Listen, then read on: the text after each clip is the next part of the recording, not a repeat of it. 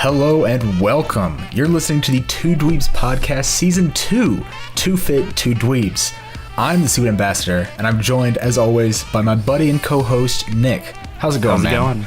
It's going fantastic. Thank you so much for asking. Yeah, it's going pretty great for me, too.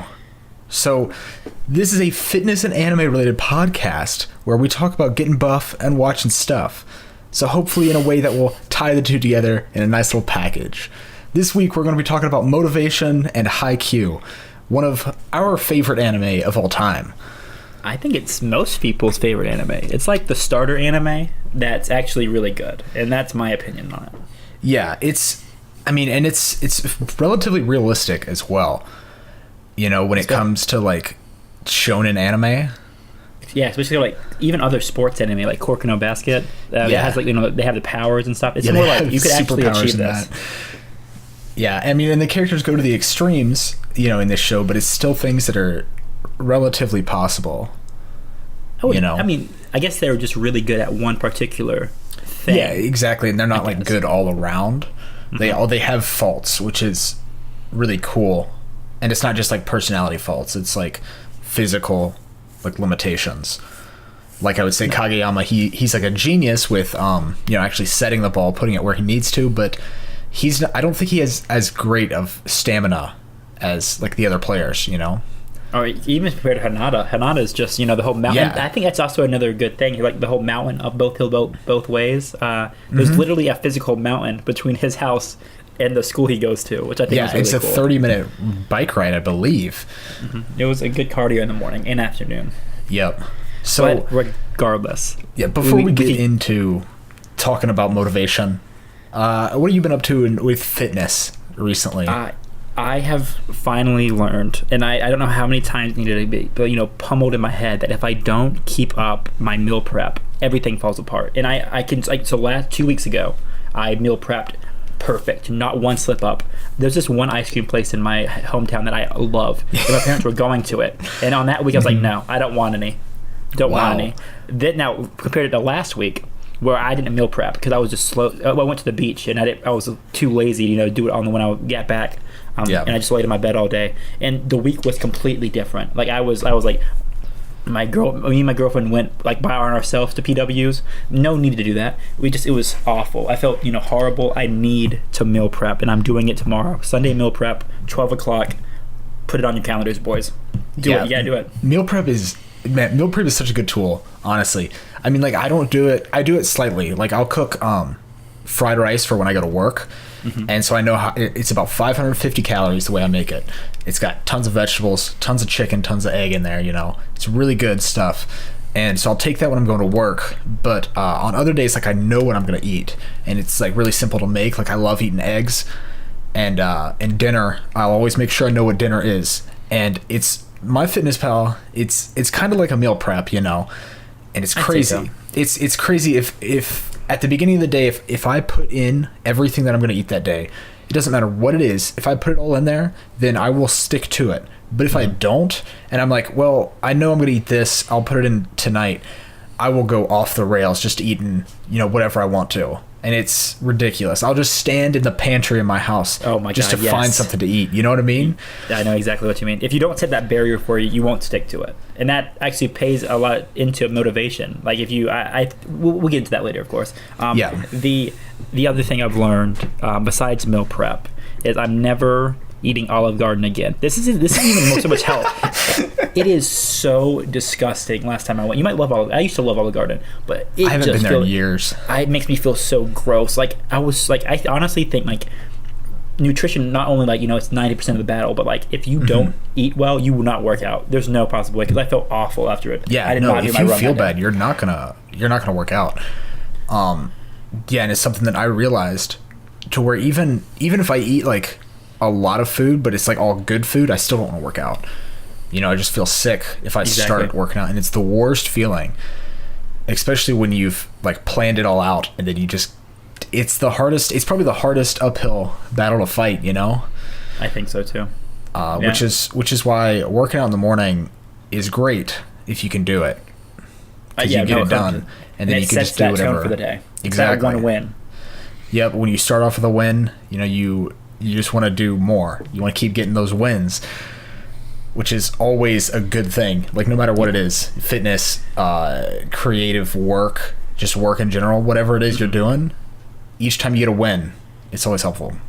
I think so too. I think that's like it's like those baby steps, to getting to where you want to be.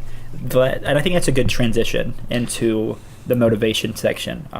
And Haikyu actually has a lot of motivation, even at the first episode, and that's something we both wanted to touch on, because that's what started the idea of this motivation podcast, or this one podcast on motivation. Just because, Hinata. So this is going to be, by the way, spoilers for the entire show. I haven't read the manga any, so just up to season 3, the end of season 3. We might touch on. We might know. I don't exactly know what we won't go into really big spoilers, and there's not a lot. I don't think either. That's crazy. I didn't see that coming. Yeah, that's true. It's all just really experiencing Haikyu, but still, if you're against spoilers, it's good to have that there. Just to let you know, watch the show. 100% recommend it. Yes. But we're going to be talking on how Haikyu not only is a good showcase for motivation, but also how it can motivate the watcher, how it motivated us. And I know we talked a little bit about what we were going to talk about beforehand. I had a couple of things noted down, but you said there was an arc with one of the. I guess he would be technically a side character, even though he does play for Karasuno. I think that's a really good, just strong start to this. So if you want to just explain the situation there, and then we can just dive in. Yeah. So Inoshita he's one of the. I believe he's a second year in on the team for Karasuno. And he, there's a point before they joined, or before Hinata and Kageyama joined the team, where he got sick, I believe, is what happened. He got sick or something happened. He might have gotten injured where he couldn't practice. And he was like, okay, well, I'll get it, the next day. I'll go to practice the next day. And then he just headed back home to the AC, where it was easy. And he was like, okay, well, I'm still recovering. I'll get it the next day. And it was this just big snowball effect and he was just slowly, it was more and more distance between him and volleyball, and because he really wanted to do volleyball, I believe. Is he still wanted to do it, he just didn't want to put in the effort to do it as much as he would rather go home and go, just chill out in the air conditioning instead of, practicing in the hot heat of Japanese summers, which are notoriously bad, And when he finally does come back, though, the sense of I don't even know what the term is, but the sense of community, I guess, helped him realize okay, this is the better thing here. Volleyball is better, even though it's more work. In the long run, in the long run, it'll be better than just that instant gratification.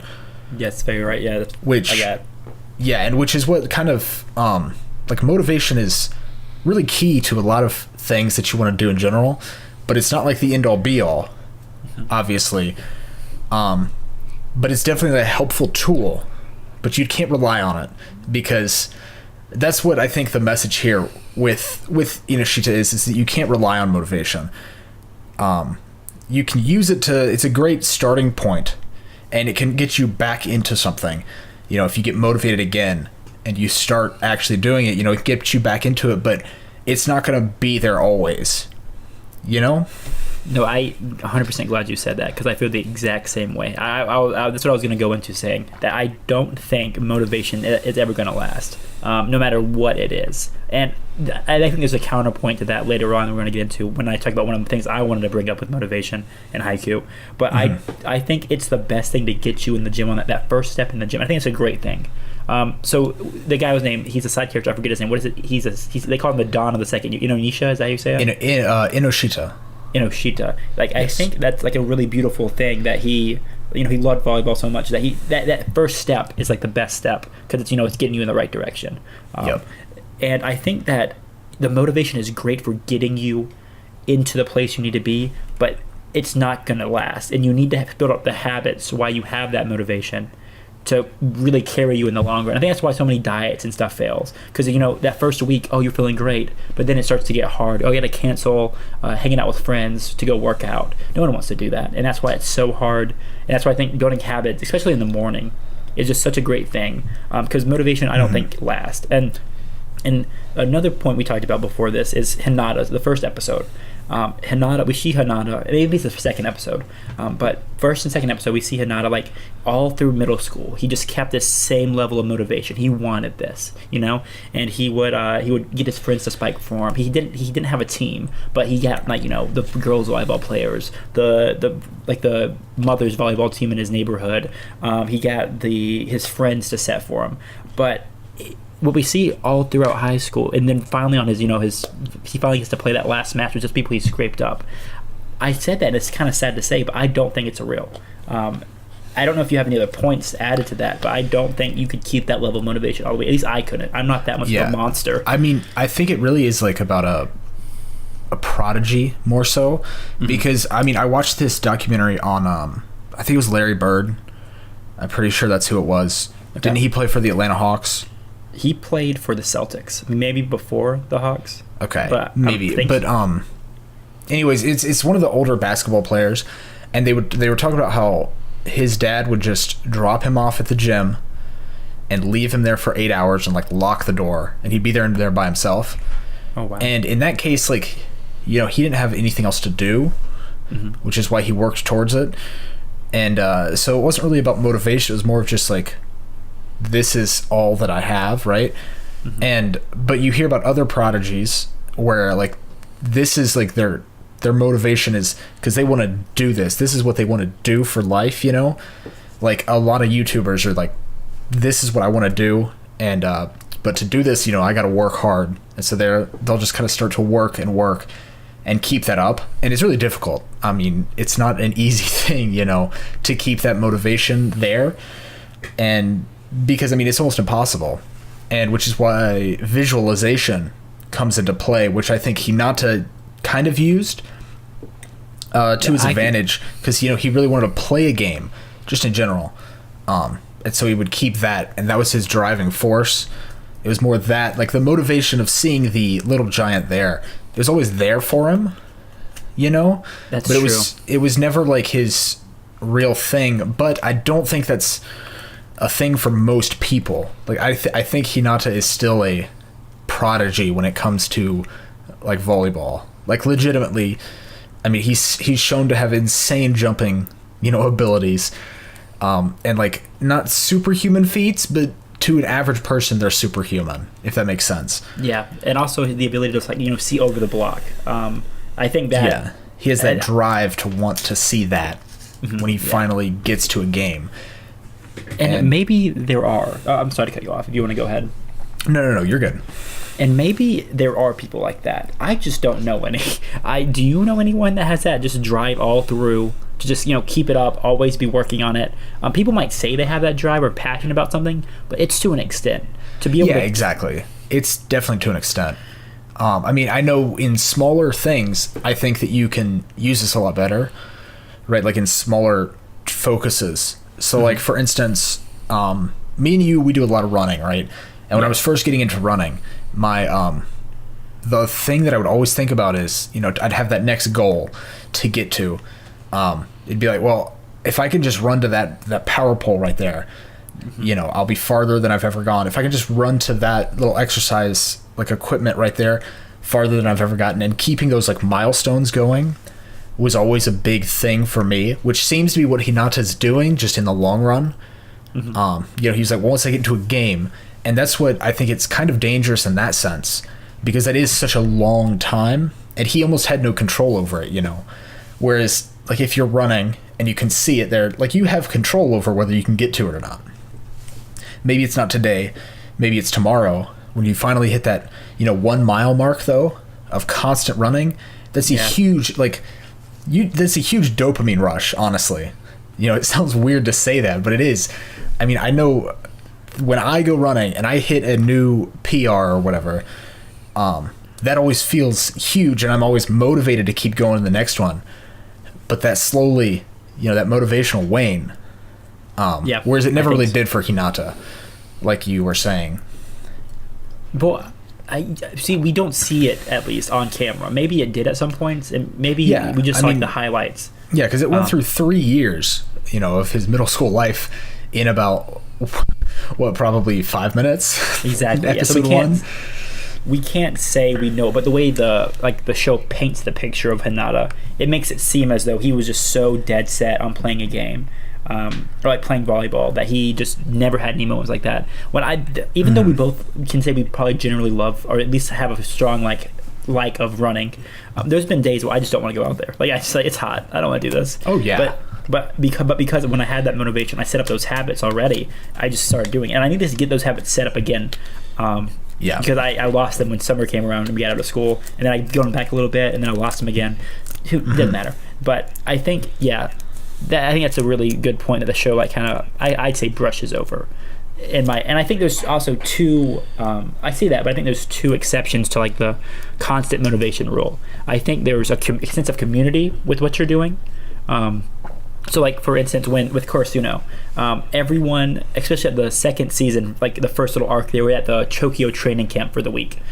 We see them, So firstly it's just Hinata and then Kageyama practicing together, and then we see the third years adding to it, and then like the pressure of like I wouldn't even say pressure, like good pressure of all of them working hard is what finally made Tsukiyama finally take it seriously, because he just it was just that pressure of everyone working towards their goal as a team to make everyone else better. And I think that's something that can keep motivation going on indefinitely as long as you have that team, and that's one of the things. Yeah, it's almost like, it's like the mob mentality almost, but in a positive way. It's like, well, everybody else is working hard, so if I don't work hard, then I'm going to be the odd man out, and I don't want to be the odd man out, So I'm going to work hard to get better, especially like team sports. I think that we both played team sports in high school. You played baseball, and I played football. Mm-hmm. And there's something, even on days where I didn't want to do anything, after classes, after school was out, I was like, I could literally just drive home right now.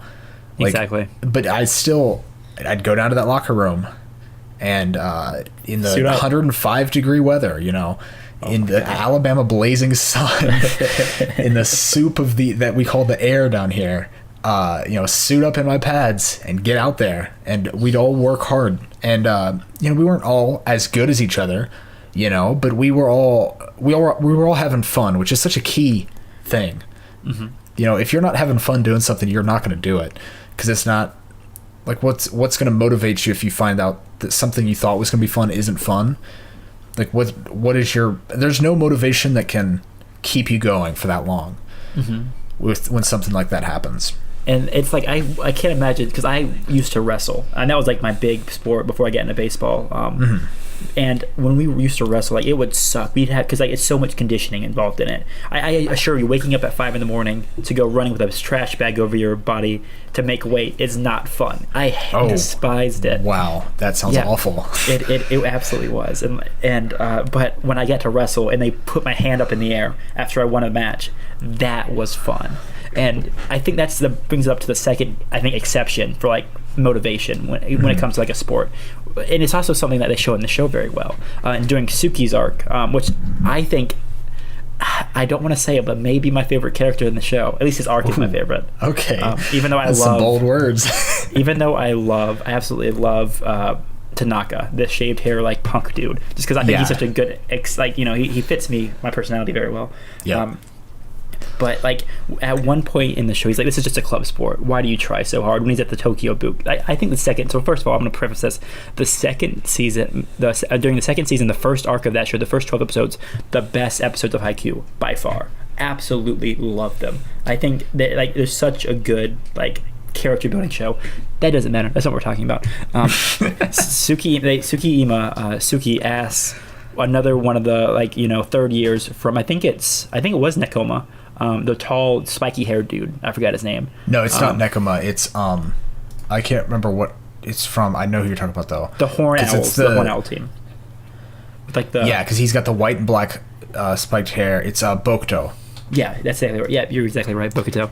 And he is from the blue Yeah, he's from Tokyo as well. Fukurodani. And so he asked them, like, you guys don't love, like, you love, like, well, it's just a school sport, you know, it's just like a club sport. What's the point of this? Is it like for, you know, we can put on our resume that we worked really hard in volleyball club when we're older? And he in Bokuto, in response to this, asks, you know, Suki, do you love volleyball? Do you like have fun with it? And he says, like, no, not really. And then Bokuto says, like, up to recently I didn't either, but there would be that one moment where everything changes and you'll say I love volleyball and you'll just be hooked. And I think that's such a powerful thing, because in fencing, right, we don't really have the team camaraderie. Because as a little background, if you don't know, I fence for my school, and we do practice together. But you know, it's an individual sport on the strip. It's really just us. Maybe the coach is coaching us, but we were making the final decisions. What we do does not affect the team as a whole, because it's all individual. Yeah. And my thing, there's this one move called a flesh, and literally it's a little bit more nuanced than this, but basically you point the sword at them, you run at them, and it's the most, and you try to hit them before they hit you, and it's the most satisfying thing when because there's nothing they can do if you're just so fast, there's nothing they can do, and you just run right by them laughing. And that is my thing with it. I absolutely love getting people on fleshes. I would flesh every day if my coach didn't drill it into my head that I'm not allowed to. I absolutely love the flesh. That's my thing with fencing. That's why I love it so much. Suki's thing, what we turn to find out, is blocking, and when he gets a super good shutdown block, and then in the third season we see him get a very important block later on. You know, I'm not trying to get too spoilery, and then he's like, we can just tell that's his moment. He's going to remember that, and that's why he's going to love volleyball forever. And I think that's the two exceptions to constant motivation: a team, and then finding what you love about that sport and just sticking to it. And that's my philosophy on it, at least. If you have anything to say on that. Yeah, no, I mean, I totally agree that, and like the thing is, like, the thing I like about Suki's arc so much, like, he's not my favorite character. My favorite is Kenma from Nekoma, but that's for a completely different reason. The thing I like about Suki's arc so much is that they show that, like, you know, he's been playing volleyball for a long time, but he hasn't really, you know, really enjoyed it. Like, it's been all right, it's been fine, but it's been a club sport. It hasn't been his sport. And I like how they show that, you know, you don't always know, like, that you're gonna like something when you first start out. Just because you try it and, you know, you think it's cool doesn't mean you're gonna stick with it. That makes sense. It's when you have that, you know, that one moment. You know what I mean? It's like that one moment where you feel like this is insane. You know, I can't believe this is making me do this. That's when it all clicks for you, 100%. and that motivation can kind of take control, in a sense. I'd say it almost goes on autopilot because you're just so focused on that one thing. It doesn't matter what. And I guess we're kind of just speaking exactly what we said. What couldn't be possible with Hinata at the beginning? It just like I mean, and I think the difference. The thing about Hinata is that. I think it is that constant, you know, drive to be better without. He never actually did anything. You know, he knew it from the time he saw it, which can be kind of a dangerous notion, you know, because he saw something and he was like, this is it. This is everything that I've ever wanted, you know. But other people might never feel that exactly. Like, they might have to be like a Tsuki and have to play it for a couple years or do something for a couple years before they really feel it, and they're like, this is it, you know. And so I think that that's two different kinds of motivation almost, but I think I don't like saying the dangerous thing, you know, but like the dangerous thing of thinking that Hinata's way is the only way, which I don't think anybody thinks that, but of that even like being a thought is, well, maybe, you know, this was like your true passion, but you know, didn't give it enough chance to learn if it was.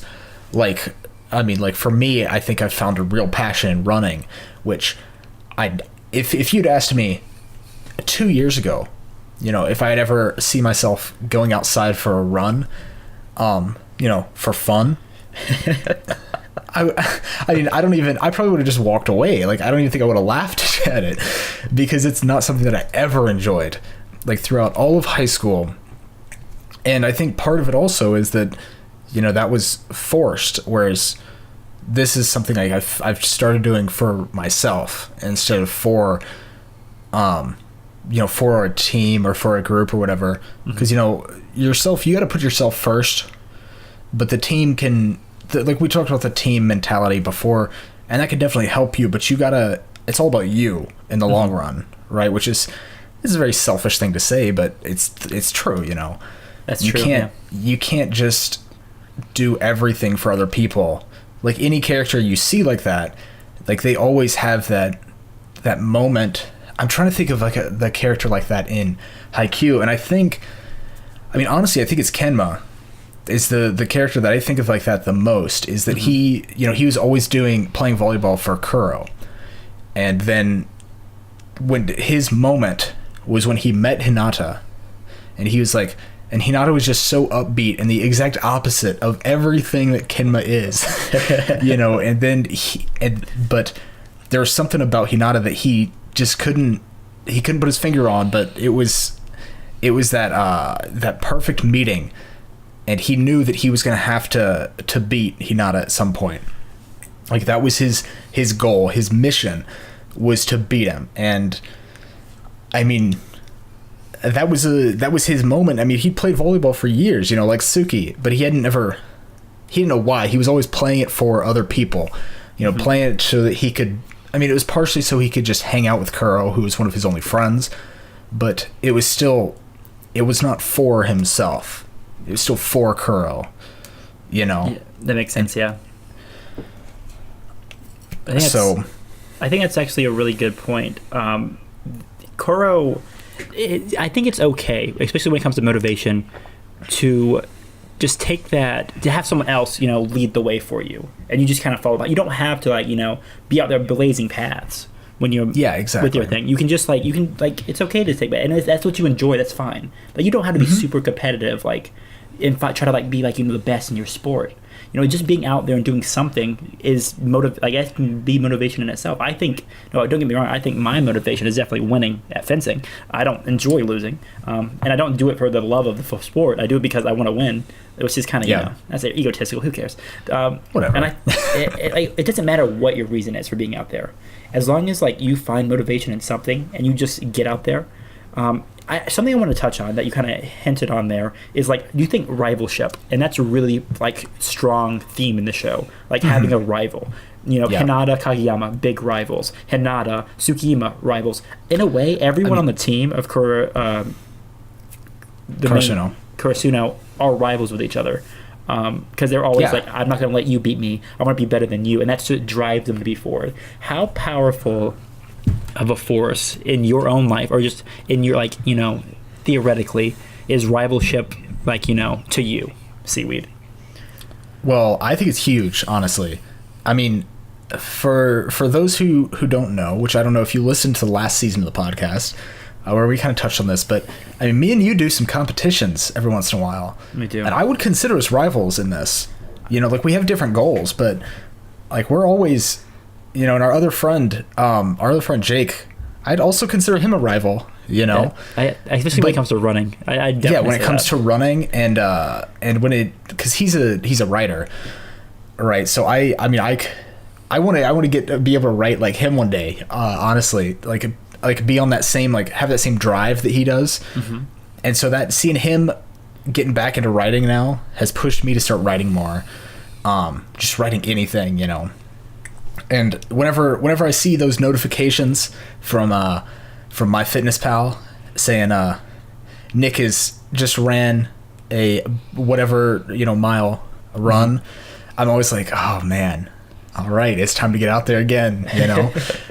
I think it's huge. I think it's a huge motivator, and I think that's what kind of works with the team, the team setting is.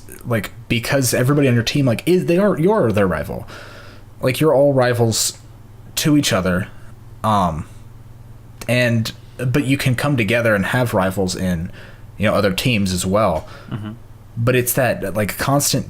I mean, that's why. So for another personal anecdote from back in high school, when I played football, we would all we all had to work out. That was our enrichment. So before practice, we would go work out. And everybody, like, if you walked in there and you had no idea, you know, you'd never been to a gym with a bunch of high school boys before, yeah, you wouldn't know what's going on because everybody's always screaming at each other. You know, people are standing over people at the bench just screaming at them, telling them to get one more, you know, or telling them, oh, you can't even do that weight, man. But it was never like actually making fun of people, you know. It was always in a push to make everybody else better. And it was always in jest. Like, we all knew, you know, each of us, we were never, I mean, there was also, you know, we had a trainer, so it was never going to go to the point where somebody was going to get hurt.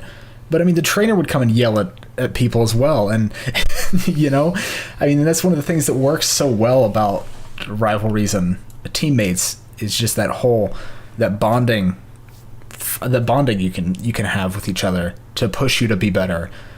So that's my personal thoughts on rivalries. I don't know how you feel. I'm in a weird position. I've never had someone that on a team at least, or like on another opposing team that I just wanted to beat so bad. I do consider us rivals, but I just don't have like I say that, but when we do competitions, I'm like I have to win this. I'm not going to let you beat me. I don't know. I don't know if that's, and I think that's another good point we could touch on. I don't think what motivates me is what's going to motivate you. Even at its like base core. So like I don't think I'm very motivated by rivals. I think I'm motivated by winning against anyone in front of me. Even if I'm not competing against you per se, if I'm competing against Jake, if I'm competing against just some random guy on the internet, I want to beat them. I don't care who it is. Maybe, and that's what motivates me. Winning, the joy of winning. Some people might be motivated by rivals. Some people might be motivated by, say, oh, if I run 5 times this week, I get to eat an ice cream. I don't know. Whatever motivates you, that's fine. But motivation only has its, you know, like we said earlier, it can't take you too long. Like in the moment, it's a great, you know, source. But for longevity, I don't think motivation really plays that much of a factor. It's a good first step, like we said. And I think that's what we're going to have to keep coming back to no matter what. I mean, it really is that really great, like, kickstart. Mm-hmm. You know, it's like when you get your G Fuel and you take that first no, but like, I mean, that's what pre-workout is all about, right? Like, if you don't have the motivation to go to the gym, the whole point of a pre-workout is to have something that tastes good that you can have and be like, all right, well, now that I've had this, I have to go to the gym. That's the deal. That's what this is, you know. And it is that motivation, and it is very, very short term. Like, it's never like if I go to the, you know, if I lose 30 pounds in the next 3 months, then this is going to happen. That's never going to get you through, because you're eventually probably, if you can hold out for 4 weeks, like, that's already insane. That's true, yeah. But you're going to break eventually if you don't have any type of reward to continue that motivation. I think that motivations are very good short term, but you can't just have like a long stretch. And I think that's kind of what we talked about with Hinata, and why we said that, or why you said that, you know, you don't think somebody like that exists, because it is such a, what they show in the show, at least what's shown, is it's such a long-term goal. Mm-hmm. And he has no idea he doesn't even know if he'll ever be able to reach it, you know, because he doesn't have the players, because nobody joins the club until his 3rd year. Yeah, he has to beg his 2 friends on different clubs to join him. Like, it. Yeah. Something I wanted to touch on that you talked about, like the danger of motivation, I didn't really pick up until, and now it just clicked with me. I'd say motivation's almost a double-edged sword in a way, especially the way they portray it in Haikyu, or the first episode of Haikyu at least, because, like, you know, it gets you out there and you're going good that week. And then it just kicks off. You're gonna feel awful about yourself. Like, what happened? Like, is this like just not cut out for me? I had something in my head. I wish I would have just wrote it down, and I'm sure I will think of it right when we end the podcast here. But yeah, it's just, I just think it's such like a point I never even thought of before this, that motivation actually could be detrimental, because like, and then next time it comes around, because like we said, motivation is a good kickstart. It gets you into the gym. Habits keep you going. Next time when you think about it, like, oh, I'm motivated, but what happened last time? I didn't stick to it. There's no point in trying. I don't even know if this is theoretically like if this it has ever happened before, but I can definitely see even myself like, oh, it didn't work last time. This isn't going to work this time. I'm just not going to do it, even if I do hate that motivation, because it just comes in waves. The other thing I want to talk about motivation is I think it's, and we pretty much already said what we had to say over it, but in the moment. So like if I'm in a bout in fencing, and I think it's very well shown on the very last, like the third season, where it's just that one match, and at the very end of it, they're just like their legs are dead, they can't do anything, but they're so motivated in that moment. All they want to do is win in that one moment, that they're able to jump, serve it. They're able to like block, jump with all their might and block, even when their bodies physically won't let them. And I think that's the power of motivation. But after that, I really don't know what to say about it. See, I think that is the power of motivation put to the extreme.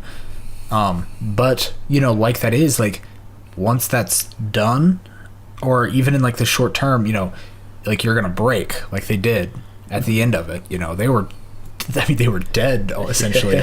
They couldn't have played one more I don't even know what that's called, match? Rally. Oh yeah No, like volley. They couldn't have even done one more volley because they were just so dead.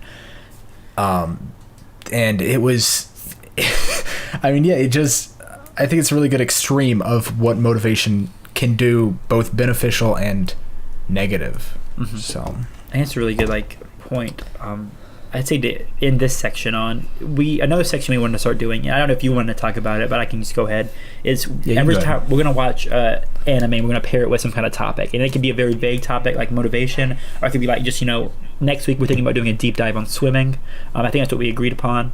Yeah, and in the next episode. In the next episode, of course.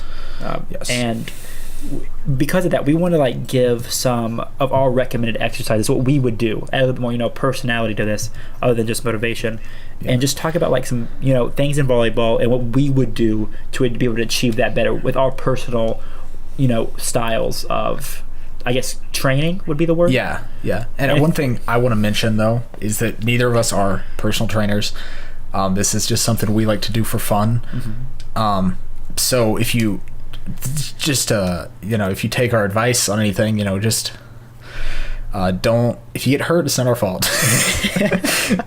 And I don't think we'll get hurt because these are pretty basic lifts, but I mean, these are things that we've been I know the things that I've picked are things that I've been taught by trainers and things the like, and you can do tons of research about it on your own without just taking our word for it. So it's something also I think we should actually say the workouts we would pick is what our own philosophies are on health and what our personal not even our goals as of right now, we'll get into that later, just what we think of when we think of athletic, fit, what our philosophies are, I guess is the best word to say it.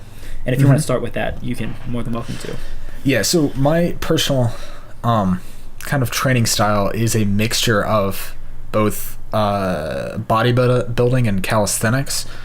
I do prefer more of the side of the aesthetics of training and what that can give you, but I also understand the importance of being able to use the strength and have it be practical, and so I do like to apply things when I'm working out in that manner. So I'll do things like pull-ups, push-ups, running long distances, things like that are very practical, that can help you in real life situations. But I also add in those exercises that are almost purely for aesthetics.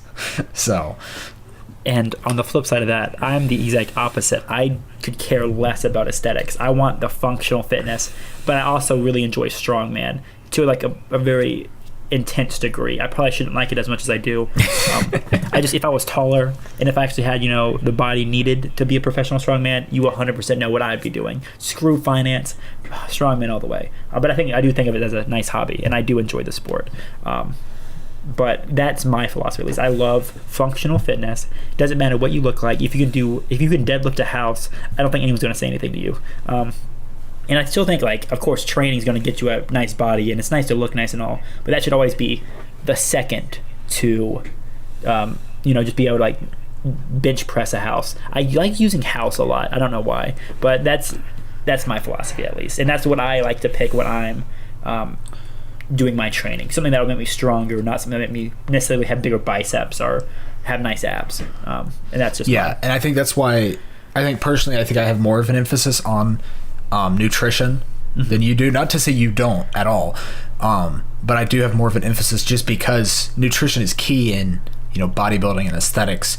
Whereas in strongman, like, it's still important to get enough protein, but you don't need exact macros. Exactly. Yeah. When strongman, you just need energy to be able to lift heavy things, to lift a house. Exactly. And we can talk about strongman because I would really love to do an episode on just the sport of strongman and different anime. And I would love to learn more about it as well. But for sure. For right now, let's just talk about what basically how this is going to go is we picked things. We don't know what each other picked. I think we actually did talk about it, but I don't remember what you said. We didn't talk about the actual exercises we chose. Oh yeah, we just talked about we're going to pick general things that we thought would work good if you're trying to be better at volleyball, and we picked different parts of that, and we're just gonna he's gonna say something, he's gonna say his exercise, and I'm like, I think this would be better. It's a little back and forth discussion. If you want to go ahead, Seaweed, and start that, you're more than welcome to pick yours first one. So the first thing that I think of when I think of volleyball is jumping, but the first thing that I want to talk about is endurance, because I think it's more important of anything in volleyball, because when you're watching Haikyu, they're always dead after these games, and there's just so much running around that I never really thought about before I watched the show or before I really got into volleyball at all. I never thought about how intense the sport actually is, where it is a pretty intensive sport. I was surprised at just how much endurance and stamina it takes. So this is a pretty basic one, but I put on here as my endurance one is long distance running. Okay. You want to make sure you have good form, but it's also important to do some faster paced running. Specifically, what I like to do is at the last 10th of a mile that I run, I've been adding this to my runs recently, is I will sprint it all out, just go, and then right after I can do my cool down, cool off, and it feels so good to do it, but it really, having that high explosive endurance is really going to help you, especially after directly after you've gotten done running, because you're already tired. Typically I'll run about 4 miles, so after that you're already dead, and just sprinting all out that last 10th of a mile, it'll really push it'll push your muscles to the brink of exhaustion and really help you build that the endurance required, and I think it'll be a great help to volleyball just in general. Here, see, I have a little rebuttal for that, because I also picked endurance as a really big category for being a good volleyball player. I think your philosophy there is wrong, though. I don't think in a sport, let's say soccer, right? I think soccer is a sport where you're constantly running, for the most part. You're running back and forth down the thing, depending on your position, of course. Goalie doesn't move as much, but for the most part, it's a constant movement sport. Volleyball, on the other hand, it's like fencing. You get a chance to stop. So every time it resets after the volley, you get a few seconds before he serves to reset. You're not constantly moving. So I don't think long distance running would be I think a hit cardio would be better. What my coach recommends us do, because volleyball is, you get those few seconds to rest afterwards. We do 1 minute sprinting, 1 minute non-sprinting, and just back and forth like that, as many reps as you can. You just keep building it up. I personally don't like doing it because I like long distance running better, and I 100% agree. I think it's a lot more fun. But if you're training for volleyball, a sport where you had to be explosive and then stop, I don't think there's not even running though. You could do jump rope, any hit exercise, a minute on, a minute off. I think you would be untouchable in volleyball for the explosiveness you need and the endurance as well. So the reason I chose long distance instead of the hit is because I played football, and obviously we're talking about real football, American football, and obviously there's after each play you have up to 40 seconds of a break, and you just have a few seconds of downtime, or not downtime, of actual intense work that you have to be doing. But one thing that our coaches always had us do was we would always run around the field multiple times, at least once a week. It would be these long, not slow, because if you're too slow, you get yelled at. But it was more long distance running, like taking your pace, because you need that like lung capacity, and that's what long distance running helps you do, is build up your lung capacity. And then we also had to do some explosive work, which is why I recommended it at the end after you're already dead. Because football is obviously a different sport. Some players are running for longer, depending on where you're at. You're doing different types of work. This is a very different sport than volleyball. But you're also, you're constantly moving around on your side of the court in volleyball. Like, you might have those few seconds to rest, but you're never, when the volley is going, you are never standing still. Which is, I think, differentiates it a little bit from fencing in that way. Because at least as far as I know from fencing, because I don't know a lot about it, I will be honest. It's really fun. It's a very vague sport in the States, but what I've seen of fencing is most of the time, there's a lot of standing and thrusting, and I'm not saying that's not taking a lot out of you. I'm sure it is, but I feel like you're moving around a lot more in Haikyu, and being able to know where your feet are at all times is something that I've been able to hone more in long distance running than I ever did in doing sprints and things like that. Here's my philosophy. I think, don't get me wrong, I think you would benefit from doing either one of these. For sure. Anything you do that's active is beneficial. The thing is, if you had to pick one, I think with my, and of course body types are different, I think the HIIT workouts style would definitely benefit you more than long distance in that aspect. But let's not get hung up on this one. It's just the first one. I'll do. So what is yours here? I think the most, especially in the show, they make it seem as a very, very strong tool, the jump spike. Not just like the jump serve, excuse me. The running up, especially, when curly hair boy, I forget his name, Hadi McToddy. Oikawa, throws it up in the air and just serves it. I think there's two main muscle groups going in. I think it's the shoulder muscles, and I think it's the jumping muscles. So what are the jumping muscles? the legs. I don't know what jumping. I didn't say. We literally put a disclaimer that we're not physical trainers. Yeah, I know. So, of course, jumping is going. So let's talk about jumping first. And jumping is good for blocking. It's good for everything. We actually already, when we first thought about this idea, we actually already had a bit of a discussion on this. Squats, 100% back squats would be the perfect thing to increase that jump. Just because it's working all the muscles, and I know for a fact that the more you squat, the stronger your legs are, the higher you'll be able to jump. That's a Nick fact. You don't even got to search it. You don't even got to look that up. I 100% guarantee it to you. I know what you're gonna say, but what are your philosophy for the viewers? So, obviously, I'm gonna take a more calisthenics approach, and when it comes to jumping, I think that getting the height you won't be able to get without actually practicing it. You won't be able to, you can squat all day, but your vertical might go up slightly, but not as high as if you're actually jumping, which is why I would highly recommend box jumps, because, you're jumping onto something, and and the whole goal of a box jump is to jump up to a height and land softly. And if you can't land softly, then go down slightly in height, because otherwise you're going to ruin your knees, and that's not good. I know from experience. But box jumps will really get that height, like that jumping height that you need for volleyball, because it is important to have the height as well as the power there, which I think squats can be helpful for. But personally, I think that just jumping in general is a better exercise, because you're actually practicing the movement while getting stronger. I can see where you're coming from here. You get the coordination that comes along with jumping, because I think anything that involves the human body takes practice, no matter what it is. Like we see in the show, Tanana's horrible at dive saves, whatever they're called. And then they lose a ton of matches. They had to do them as penalties, and then by the end of the camp, he's good at them. Like, the more you practice any body movement, you're gonna get better. But if you want just pure explosive jumping power, squats, and just keep loading the weight on, and just keep upping it up. Once you can do and don't do more reps. Do as many reps. Do 5 sets of 5.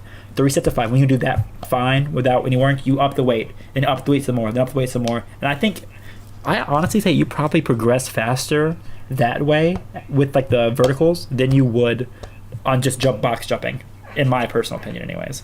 Because it just builds the muscle faster. I think with the right protein diet, I don't think you could beat it if you're just going for jumping. Yeah, I mean, again, like you were saying, you got to practice if you're gonna get better. I don't want to turn this into like an argument segment because I think there's merit to everything that we've talked about.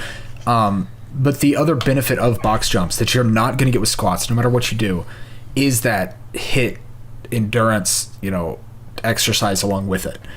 If you're doing box jumps right, then you're going to be doing them timed for, I would recommend about four to five sets of 30 seconds to a minute each set. Mm-hmm. And obviously when you can get one perfectly every time, the entire set go up in height slightly. And the thing, and so that'll give you that endurance that you're going to need later on in your jumping that you're never going to get from squats because simply because you don't have as much like full body movement with I'm not going to say full body strenuous activity because squats are definitely full body, right? You got to use your abs to stabilize, and you're using your legs obviously to go up and down, but you learn how to balance, and with a box jump you can also just practice blocking. You can do a box jump in front of a net, if you really wanted to. That makes Whereas sense. And it's a much more just portable, and you don't have to go to the gym to do it. You can literally do it at home, which that's the benefit of calisthenics that I always see, which is why I prefer them. But there is definitely merit in going to the gym as well. Okay. I think it's a good point. And I give you, if we were doing a point system, which we're not, I would give you the point there. Go ahead. And I think I would probably give you the point on the last one as well. Well, thank you. I appreciate that. But you go ahead with the next one. Well, my last one is more of a nutrition-based one. So if you have another exercise one. Okay. The other part of the jump serve, or the other part of the spike, the shoulder muscles. And because I don't know form for volleyball that well, I'm not, I want to get into it. You talked about joining a league, but I don't know any, as of right now, I know nothing about form of volleyball. I can't decide if it's either the core muscles in the spike or the shoulder muscles. So I'm gonna go with something I know better, the shoulder muscles. I've injured my shoulder so many times. I know how to reconstruct a shoulder and how to target it. I think banded work on for the spike. So there's just one move. I don't know what it's called. It's a calisthenic move, actually. But you use a band for it. So I guess maybe it's not. I don't know. Yeah, I think that kind of goes in. I don't know. I use bands a lot. I found a calisthenic subreddit, like Bodyweight Fitness. And it was like it's part of the recommended routine there. And it's just like, honestly, I don't even know how to explain it to you. I would have to link a video. I'll show you a video after this. What do you do for it's just like, what's you just increase the band workout, and it's just like, it just peppers your shoulders so bad, and it's just like a constant movement. I'll show you the video.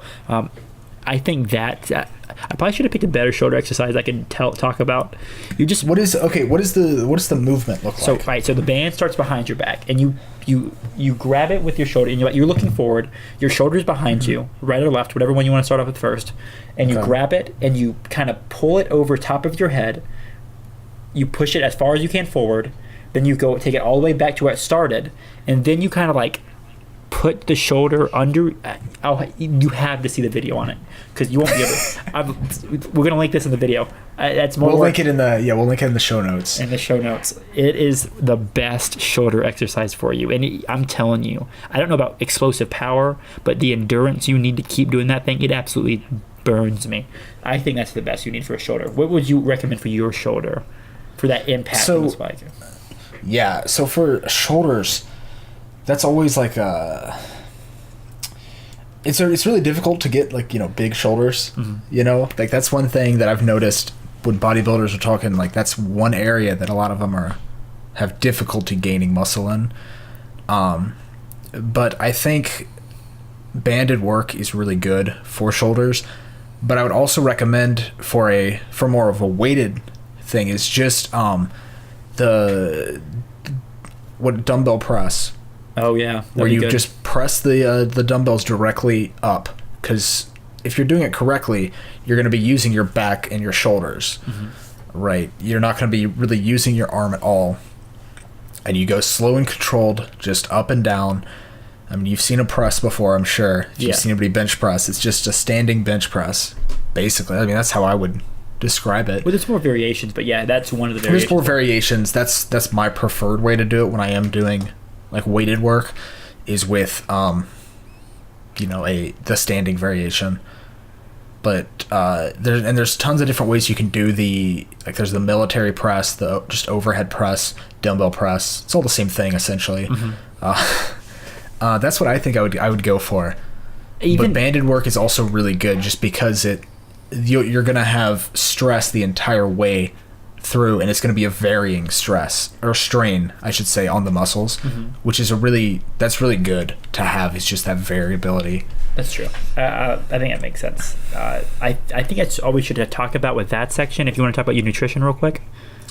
So, yeah. The one thing that I wanted to mention, this is really important if you're going to be playing a sport just in general, because it is so... what's the word? Like, you need to be, hydrated. And, I mean, I know we are always got the water. But... you got to have some electrolytes in you, right? So I highly recommend eating bananas for potassium. And if you don't like bananas, I have an alternative that is actually even better than bananas when it comes to potassium, and that's the kiwi. Okay. They actually they have a ton of they actually have a lot of stuff in them. There's videos you can watch about how great they are for you, and nobody knows. But I would highly recommend getting some potassium in you, because what potassium does, it's an electrolyte which they help to regulate fluid balance, muscle contractions, and like nerve signals. Like it helps all of that to be more, I don't know if efficient is the right word, but just it helps it all to be better, which is always a good thing. Is if you can, the healthier you are, the better. And getting these electrolytes, I mean, that's why people drink Gatorade, is because it has those electrolytes in it. But don't drink Gatorade because it's full of sugar that you don't need. I think that's a good end to that section. Then if you want to go ahead to the next part, the challenge for the week, if you want to explain that a bit. Are you want me to? That's fine. Yes, I can explain this one. So essentially what we've decided to do is that at the end of every podcast, we will have a challenge that we're going to start. And it will go, what we decided, for a week, correct? Yeah, a week. So it'll end before we record the next podcast, because this is a bi-weekly podcast. I don't know if we mentioned that. But it'll end before we do it, and then we'll come back to you next time and tell you how the results went, both in who won and, what it gained us and all of that, and what our approaches were. I think is another good thing for us to talk about. And it's something that you can do along with us as well. If you're listening, you can try these out, because they shouldn't be too difficult, and we're not the perfect physical specimens yet. that we strive to be. That's the key word. So this week we're going to be doing a running challenge, and it's really simple. It's just a mileage, whoever can get the most miles. But this is gonna. We have to set some ground rules, obviously. So both of us take morning walks, because it's a great start to your day, and we just get to listen to a podcast or a book or whatever, play on our phone for like half an hour. I don't know how long you go for walks. Yeah, half an hour for me too. I typically go for like a mile, which turns out to be half an hour. And it's just a great start to the day, but we're not counting that, because that is not a run. So we can only count our runs. And I think we should also just limit it to once a day maximum. Okay. I don't know how you feel about that, but I think that it's just better health-wise, because if we solely go about the challenge and just and we do 2 a days, that could injure us in the long run. I want to prevent that, and I want to prevent anybody who's listening from getting injured, because that's a problem we ran into. We used to do the challenge before we even did the podcast last year, I think. One of the days we just one of the challenges, we went so hard, I think we were just both dead afterwards. I don't know if you remember we were dead. I mean, I think you got hurt after it. Yeah. I got hurt soon after it. I sprained my ankle and I was unable to run. and preventing injury, and getting injured is the exact opposite of getting fit. So we're gonna try not to do that here. But if you are new to running and you're listening to this and you want to join, there's a few things to keep in mind, right? You can push yourself, but don't push yourself too hard. Obviously, like, know your limits, and you'll find out what those are soon enough. And I mean, get better 1% every day is one of my favorite phrases I've heard. I love that phrase. And another key thing is don't lead with your legs when you're running. Yep, you want that body forward. Yep, you're basically, essentially, you're falling with every step and you're catching yourself. So you want your foot to land directly underneath you. You'll get the hang of it when you start. Just pay attention to it. It'll start to come naturally. Honestly. But other than that, just stay hydrated and keep watching anime. There it is. Let's give a ranking for the anime we talked about. Keep a little bit of more anime focused, because that's something we both enjoy. I'd give Haikyu, I think, of course, every show varies. I say a 9.5 to a 10. It's almost perfect. Yeah. See, for me, Haikyu is a 10. It's a perfect 10. It might be my favorite anime of all time. Like, it's definitely in that top 5, Wow. That's impressive. I mean, I absolutely love the show. And the manga I just started reading it. The manga is fantastic, too. So, highly recommend reading it as well as watching it. 100%. I'm actually just finished the final episode of the 3rd season on my rewatch, and I just bought a Shonen Jump subscription for that $2 a month, so I can keep reading it. Nice. That's it. Man, I'm so glad you got that. It's a really good service, honestly.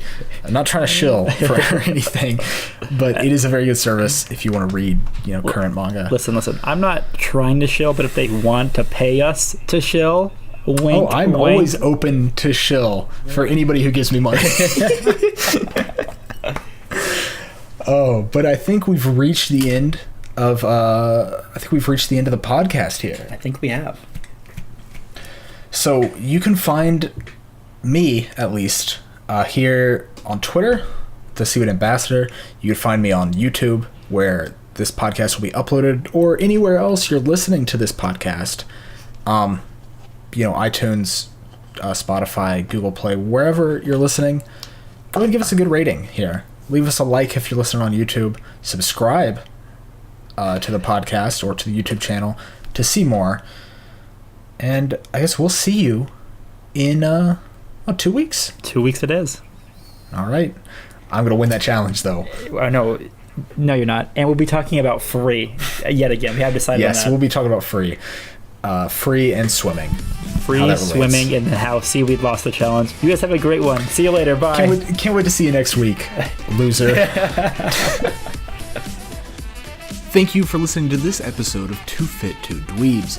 Be sure to tune in next week, where we'll be getting buff and teaching you stuff.